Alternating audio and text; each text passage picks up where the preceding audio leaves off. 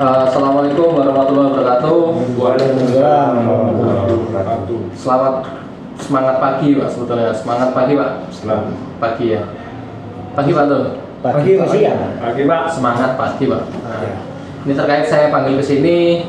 Ya ini saya mau melakukan terjadwal training refreshment.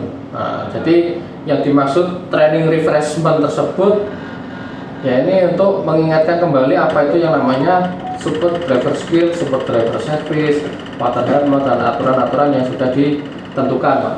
Itu Wih. Ya ini lanjut Pak ya. Jadi yang dimaksud training refreshment itu kalau sudah 1 tahun Pak. Jadi 1 tahun itu diingatkan lagi ya operasional lagi mengenai super driver service, super driver skill, water helmet, batas kecepatan dan distraksi Pak. Ya. Jadi ya yang namanya super driver skill ini sudah dirancang sesuai untuk demi keselamatan driver. Lanjut di gambar yang kedua Pak. Nih. Daily inspection full diesel. Nah ini kan sebetulnya sudah berhubungan Pak ya, menurut ya kalau masih baru tidak mengerti apa itu yang namanya flat EV Pak, flat EV akun bimover. Jadi full diesel ini berbahan bakar solar Pak.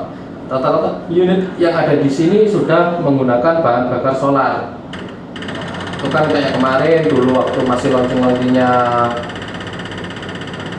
flat EV itu biasanya driver-driver tersebut salah ketik sehingga kesannya itu seperti main-main Pak. Jadi kayak seharusnya solar di input dexlet ataupun pertama ya, itu kan kesannya kan ngawur Pak ya. Jadi mohon diingat itu full diesel, kita berbahan bakar pertama solar Pak.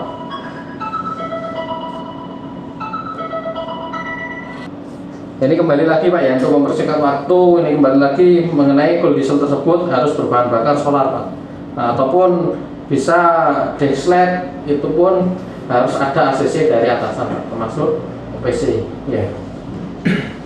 Terus lanjut di gambar yang ketiga Pak. Jadi metode pengecekan kendaraan balok ini mohon diingat. Jadi biar kenapa kok diambil dari kata-kata yang mudah diingat, yaitu ya tujuannya supaya ingat. Jadi sebelum berangkat sebetulnya itu cek bodi dan ban. Nah ini bertujuan yang pertama bodi. Nah ini waktu mau berangkat bodi tersebut apakah ada kerusakan dari sebelumnya Pak. Jadi kalau ada kerusakan yaitu biar ketahuan siapa yang mengakibatkan kerusakan tersebut. Dan untuk ban serep, nah ini selalulah cek ban serep tersebut kondisinya ada apa tidak. Takutnya kita nggak ngecek waktu di jalan, tahu-tahunya udah nyampe sini bannya nggak ada. Nah ini menjadi pertanyaan siapa yang menghilangkan. Nanti akan terjadi rumit. Jadi siapa yang menghilangkan tersebut ya. Terus untuk tebal tipisnya ban, apalagi sekarang masih di kondisi hujan. Kalau kondisinya tipis bannya, jadi sesuaikanlah biar tidak terjadi slip di jalan, misalnya beresiko. Dan laporkan bila mana ban tersebut itu tipis ke OPC, kapan waktunya pergantian.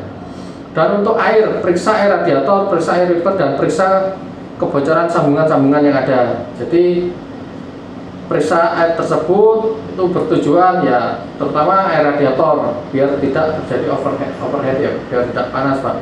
Terus listrik sebelum berangkat, sebelum aktivitas kelistrikan tersebut itu dicek dulu dari sambungan kabel ya, itu arahan seperti itu Pak. Sambungan kabel apakah terjadi goyang apa enggak. Kalau goyang takutnya terjadi ngefoam karena voltase tersebut 24 volt Pak, bisa meleleh. Yang berakibat kalau meleleh nah, biar susah nanti ya. Terus dan untuk oli Pak, oli sudah sepakat di angka 5.000 km dan penambahan dan pergantian itu di angka 10.000 dan 5.000 itu untuk penambahan. Kelengkapan, nah, ini yang sering dari rekan-rekan driver ini kelengkapan tersebut sering tidak sesuai ketahuannya sudah ada di toko. Yang pertama, kita sebelum berangkat pastikan terlebih dahulu handphone dibawa, ID card, terus SIM dan SIM juga, SIM dan KTP. Nah, itu selalulah diingat Pak kebiasaan tersebut. Saya SIM kita jarang Pak mengecek masa berlaku SIM.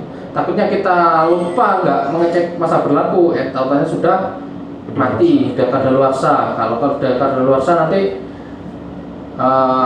prosesnya rumit Pak untuk pembuatannya, menjadi awal lagi. Terus untuk STNK sudah di sini Pak ya. STNK tersebut ceklah Pak. Ini sering dari rekan-rekan driver itu tidak mengecek STN, tahu-tahunya membawa STNK unit yang lain. Nah, itu nanti resikonya apa? Ya sama kepolisian Pak. Takutnya terjadi suatu operasi, yaitu STNK harus sesuai Pak, biar tidak menjadi beban suatu driver. Terus untuk gembok, ceklah terlebih dahulu Pak yang ada di dashboard.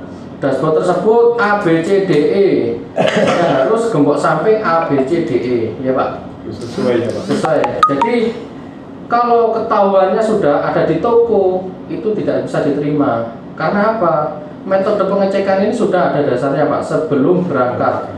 Bukan ketahuannya sudah di toko. Nah, terus untuk apa itu